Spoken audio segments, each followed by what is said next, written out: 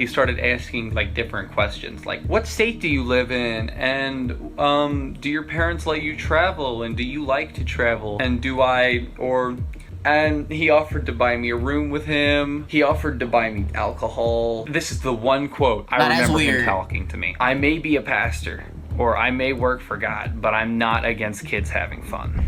What? I should have realized it right there. Then there was another. I can't go into specific details about what happened between me and Joro because it is quite not safe for work. And another after that. He'd also make promises about getting Airbnbs and meeting up with us. He'd promise alcohol and hot tubs. Jorobe's accusers then... We got him! Court adjourned! He's getting jail time! Like, we got him, I'm not gonna lie. Hey, that's over with, case closed.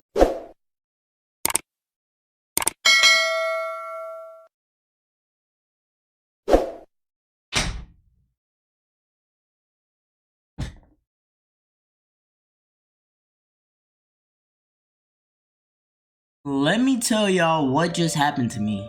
So, I was about to record a video, but I picked up my phone, went on Instagram, and was just procrastinating at my finest ability. I was just procrastinating like LeBron James. That was the LeBron James. Wow. I was the LeBron James of procrastination at that moment. Bruh. I was procrastinating. And I came across this one video. I'll play it on the screen.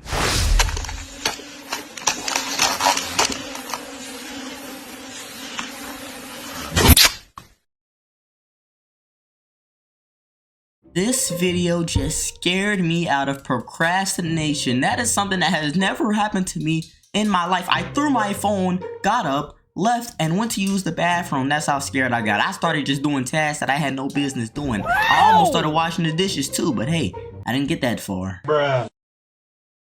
That was bad. The TikTok youth pastor who isn't going to heaven? Nani? Oh my god. What are we talking about? What did he do here? How he a pastor on TikTok speaking for the Lord and not finna find his way into heaven? And he like one of, you know, the chosen ones? Like, what? I don't know. Is that how pastoring works? Like, are you a chosen one because you're a pastor? Like, you teaching God's word to other people? Like, I'm not gonna lie, I don't know. I don't even know no pastors. Like, I don't know, like, personally, like, on a personal level. Like, my cousin ain't no pastor. Like, I don't know where I'm going with this. I really don't. Like, TikTok youth pastor who isn't going to heaven. Wow. Pastor, 4.5 million followers on TikTok. No, he making money. Is that money going into the church? Is it going to God? That's none of my business. But hey, I guess we just gonna get into it. I don't know. Like, what else more can I say? Look at him.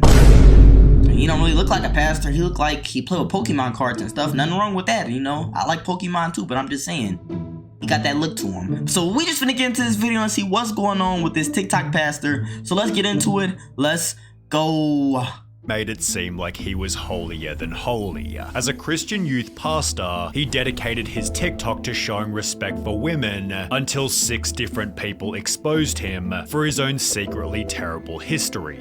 You could see the red flags in early tweets like this one. I am a Christian, and I support LGBTQ, and I support BLM, and I support people of other faiths, and I support a women's right to choose. The need to vocalize his own morality was almost strangely excessive. And his TikTok videos weren't any different. He wanted to punch all men who talked about how women dressed while reminding his female... Let me just set the record straight. If this dude throws a punch in my face, guarantee you, his fist is gonna bounce off my nose. Like, I'm not gonna take no damage. I'm gonna take 0% damage from that punch. Look at him. You weird. Does this look like a guy that can really put his hands on you? No. Followers that they had total control of their body. When he wasn't supporting women, it was instead minorities. It's homophobia, racism, misogyny, you name it, all thinly veiled as a joke, and you're not fooling anybody. Which people found suspicious long before he was exposed. But when this dude is making almost his entire personality about respect women, always be nice to women, respect, respect, respect, it gets a little overboard, to be honest. Yeah. When questioned about his motives, Jorobe snapped pretentiously, Just imagine being so worried about losing your male privilege that you would call anything that has to do with equality for women anti-men. believing that when all men are killed, he'd be spared because of his TikToks. What? And when he did also occasionally support men, Now, I've talked about men getting body shamed, women getting body shamed. the objective was still the same. Try to make himself seem like a person who did no wrong. The caption of his merch was literally "Be Better," which seemed true to him as a church office manager and youth pastor on the weekends. So depending on how long you've been following me, you may or may not know that I'm actually a very religious person. People therefore heavily respected him, even making stan accounts such as Lovely Joe Robe, while comments on his live streams read, "I have so much respect for you. You speak for others and it makes me so happy." Little do they know, these be the craziest people. These be the people that be, having skeletons in their closet. These the people that eat other humans. These the people that, hey, eat their own doo-doo. I don't know, I couldn't think of nothing worse than eating humans, so I just went straight to doo-doo. That's dirty, but I don't know, like, the people that seem over nice, they're 9 times out of 10 overcompensating for some evil that they've got going on right now. That's a weirdo. I don't even know his story yet, but I can already tell he cannot be trusted, so I don't know. Any videos criticizing him were met with thousands of dislikes Dang. until people became suspicious of Joe Robe's supposed morality. In late 2020, a TikToker named Gemini Official was exposed for his relationships with multiple young girls.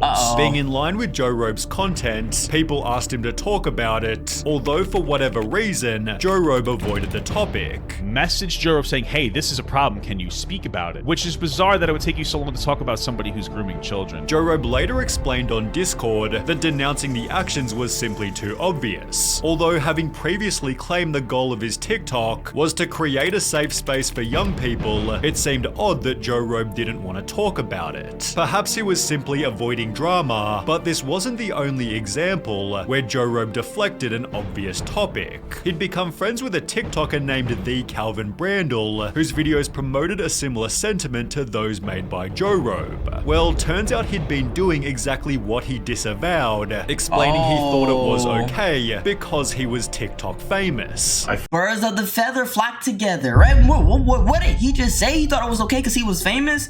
Why do people think that fame gives them immunity to everything? Like, famous people think they can run over somebody's grandma and get away with it. Now, that's pretty ironic because I know somebody that did that and got away with it, but hey, that's none of y'all business either. I'm just saying, he not famous. He didn't get away with it because he was famous. He got away with it because I wasn't there. I'm not an accomplice. I felt that with TikTok, my ego was super inflated, and I felt like I was invincible, I was unstoppable, I couldn't make any mistakes. Despite having photos together on Instagram, Joe Robe avoided the situation. You have no problem calling out problematic men, but it seems like the problematic man is your friend, and you're a little quiet. Eventually addressing what had happened with this iconic statement. I'll say it again. If you groom somebody, you are disgusting. The scum of the earth. Joe Robe, however, was doing exactly this himself. This was somebody that I felt safe around, but I don't feel safe around him anymore because he's a groomer. What? On one unassuming Wednesday, 17-year-old TikToker DillG16 uploaded the following video. This video will be about one of the biggest hypocrites I have ever met in my life, Joe Robe. John is a disgusting and terrible hypocrite who abuses his platform by using his clout to groom and prey upon underage boys. He has done this to multiple people, including me. John first followed me whenever I had about 30,000 followers and joined my live stream and asked for my Snapchat, so I gave it to him. After Snapchatting for a few weeks, he asked me if I wanted to get an Airbnb with him on my 18th birthday, which was over 3 months away. He started to send me links to 1-bedroom Airbnbs, and he offered to purchase me alcohol if I went. And this is him talking about the 1-bedroom. He knew that I did not want to get the Airbnb, so he thought if he invited one of my IRL friends, I would want to go. That's him asking when he was going to turn 18. And while Joe Robe Oh my god, I know like the position I'm supposed to take on this topic, but me personally, I have a problem with victim blaming. I know, like, I do self-reflection. Yeah, that's a problem I have. I blame the victim a lot, but he put himself in that situation. He did. Like, I ain't gonna lie, it seems like a clout grab. Does it not? Like, dude, he's sitting here responding back and forth with him, like, I don't know. Like, I know it's a sticky situation because you could be like, all right, he was groomed and he don't have the mental capacity because he's not an adult to be like, oh, I don't like this, but he got the mental capacity to go on TikTok and share his story with everybody else. I feel like, bro. It's giving clout grab, Not saying that the John dude or whatever, the pastor dude, not weird. He's clearly a weirdo, but I'm saying, hey, you brought this upon yourself. I don't care no more. Cancel me. Just do it, cause I don't know what y'all want, bro. Like I don't know. This just is a crazy situation to me. Like I definitely think the pastor dude is wrong, but at the same time, I feel like this kid knew what he was doing at the end of the day. And not to be on John's side, but didn't he wait till he was 18 to do something with this dude? I'm just giving a different perspective. Was at least waiting until their 18th birthday. The group chat they shared wasn't quite so clean. During one of the Zooms with all of my TikTok friends, John thought it would be a good idea to have us all take a BDSM score test and send him our results. Keep in mind, the youngest was 15 years old and the oldest were 19, and there were only two 19-year-olds and everybody else was 17 and below. Which had happened just a month before Joe Robe's 28th birthday. Dilgy added one more detail before the video finished. I found out that there are multiple people that John has groomed. As a person named Coco then also came forward. He started asking like different questions, like what state do you live in, and do your parents let you travel, and do you like to travel, and and he offered to buy me a room with him. He offered to buy me alcohol. This is the one quote I remember him talking to me. I may be a pastor, or I may work for God, but I'm not against kids having fun. What? I should have realized it right there. Then there was another. I can't go into specific details about what happened between me and Joro because it is quite not safe for work. And another after that. He'd also make promises about getting Airbnbs and meeting up with us. He'd promise alcohol and hot tubs. Joe Robe's accusers then... We got him! Court adjourned! He's getting jail time! Like, we got him, I'm not gonna lie. Hey, that's over with, case closed. Everybody got the same story, I'm not gonna lie, unless they just copying the first dude. It's not a good look, and he ain't said nothing yet. Oh, maybe I just need to keep listening. I'm pausing too much, my bad, y'all, my bad. Made a Google Doc listing everything else he'd done. He tried to get blank and blank to create an OnlyFans once he turned 18 and said he'd set it up for him and subscribe, also strangely bribing the group to call him hot and locking a girl who was also intoxicated out of Zoom for calling him old and refusing to call him hot. That's not bad. Papa Gut talked about the document in this video here, after which he'd be messaged a story worse than every other one combined. I ran a small fan account for Joe Robe on Instagram. He eventually asked for my Snapchat. He told me no one else had his Snapchat and made me promise to not give anyone it or to tell anyone what we talk about. Conversations got really weird and he sent me a lot of dirty pictures, 4 of which were included to prove he wasn't lying. I was also 14 at the time. He didn't even bother to ask how old I was or for any form of identification, but he would call me a baby a lot and would try and force me to call him daddy. That's to weird. make matters worse, John's church profile explained, outside of his work at St. John, he is a private music teacher with over a dozen students, and up until recently, was the activities chair for the Northern Sky District of the Boy Scouts of America. But wait until you hear why he left his previous job. Someone messaged one of the accusers, I wanted to reach out because I'm on staff at the church he used to work at. He was removed from staff over 2 years ago, and he was really upset with our church and strict protocols for working with youth, so he left to go to another church. We're currently in the process of contacting the other church and places he's at, as well as local authorities. Joe Robe's LinkedIn partially confirms the story's legit, as it shows he previously worked in the very same church as the lady who told the anecdote. Unsurprisingly, people demanded Joe Robe also lose his new job, St. John Lutheran Church. You have some explaining to do. With Papa Gut even calling the church directly. This is the church that he works at. I know that. Now, well, let me get out his face so y'all can see him. Why is it taking so long? Now, I don't want to call him a basement dweller, but this is indeed a basement dweller for sure. Like, he doesn't get out much. I'm not gonna lie, I'm not going through all this trouble because it's really none of my business. I'm not Superman, I'm not Batman, I don't fight crime, so I'm gonna let the police handle it. I'll report something if I really have to, but I'm not calling the church that he works at and saying, dude, hey, are you guys under the impression that you have a weirdo working for you? Like, you got too much time on your hands. What that make me look like? A no life? Come on, bro. I can't get down with that, but I'm finna cover up his face again, so remember his face.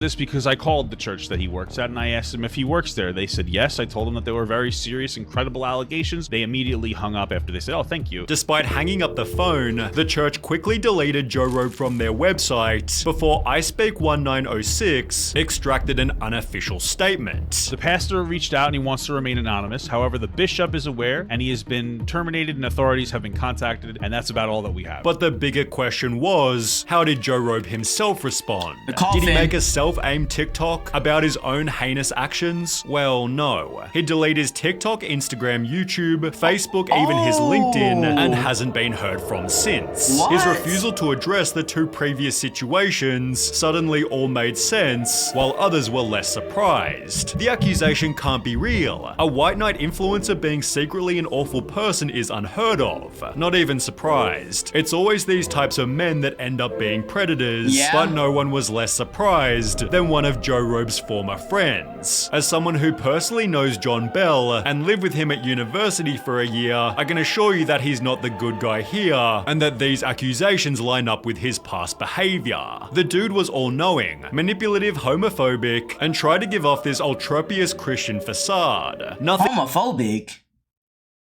When he messing with little boy?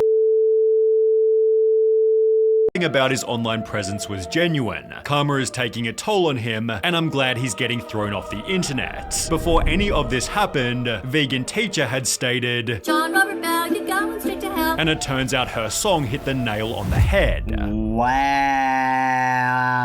Sonny be putting the nail in the coffin. I'm talking about, I don't know what sound I was gonna make. I don't know what nail in the coffin sounds like. Ooh, boom. I don't know, but what y'all think? This was wild. Wild, bro. I've never heard of this dude. Like, clearly I'm not on that side of TikTok. I don't know. Like, I'm really not on TikTok at all. Like, I don't know. Yeah, I have never seen him before, but I'm not gonna lie. Like, I feel for, like, the victims in the situation. Definitely think what he did was wrong, but I feel like, I don't know. Like, I guess what's wrong is wrong, but I feel like I don't like their reasoning for trying to make it seem like he's wrong. I don't know if that makes sense, but like, I feel like, personally, like, it was like a clout grab. It was a clout grab. That's really what I feel like. I feel like, you know, they didn't really turn him in because it was wrong. I feel like they turned him in because they wanted to get some clicks on their name, and I could be wrong. They could really just feel strongly about that and be like, hey, you know, he did something wrong, he needs to face justice, but he didn't face no justice, and legally, did he really do anything? Oh, well, I guess he did face justice. He lost his channel and stuff and lost, you know, all that, but I don't know. Like, what y'all think about it? Am I looking at it wrong? I could be. I'm possible to, like,